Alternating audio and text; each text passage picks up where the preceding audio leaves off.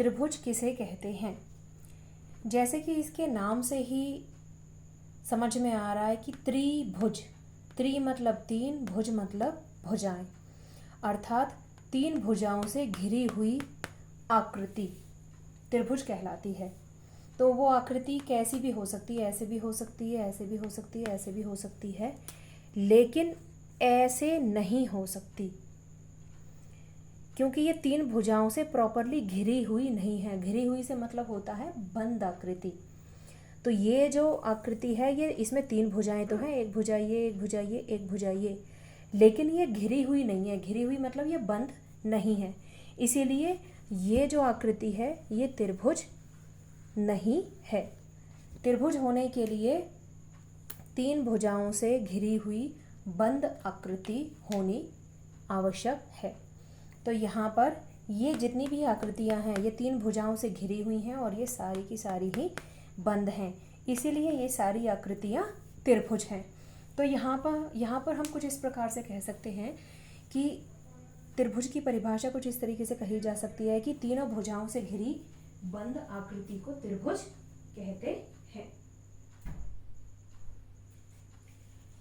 अब हम आगे देखते हैं त्रिभुज की कुछ विशेषताएं।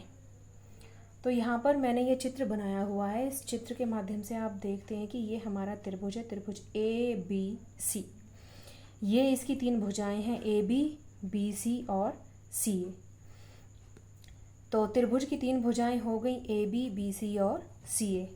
यहाँ पर ये तीन कोने हमें नज़र आते हैं, जैसे ये तीन कोने हैं या ये तीन कोने हैं। तो त्रिभुज में तीन भुजाएं होती हैं, तीन कोने, कोने मतलब शीर्ष, और त्रिभुज में तीन कोण भी होते हैं, जैसे एक ये कोण, एक ये कोण, एक ये कोण, और साथ के साथ त्रिभुज में तीन माध्यिकाएं भी होती हैं। तो त्रिभुज में तीन भुजाएं, तीन शीर्ष, तीन कोण, तीन माध्यिकाएं होती हैं। यहाँ पर तीन शीर्ष हैं हमारे, शीर्ष ए, शीर्ष बी और शीर्ष सी। तो तीन शीर्ष हो गए ए, बी और सी। तीन कोण हो गए, कोण ए, कोण बी, कोण सी।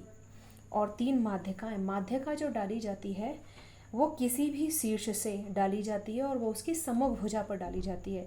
जैसे कि यदि हम यहाँ शीर्ष ए की बात करें तो इसकी सम्मुख भुजा कौन सी है, सम्मुख मतलब मुंह के सामने, तो इसके मुंह के सामने कौन सी भुजा है, बी सी।